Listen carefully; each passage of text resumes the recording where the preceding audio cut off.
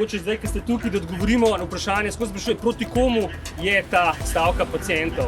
A je proti vladi? Kako je zdaj to? Ne, odgovor ni proti vladi, nikakor ne, pač naš odgovor je, ta stavka je predvsem za ohranitev javnega zdravstva z javnimi izvajalci. Ta stavka je za pravice 130 tisoč ljudi v Sloveniji, da čim prej dobijo svojega osebnega zdravnika.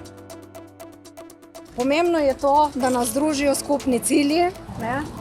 In sicer to je ohranitev in krepitev javnega zdravstva. In tako kot vi, tudi mi poslanci koalicije se zavedamo, da je treba stopiti za skupno mizo in skupaj iskati rešitve, ki bojo v središče postavili pacienta in ne posamezne interesne skupine.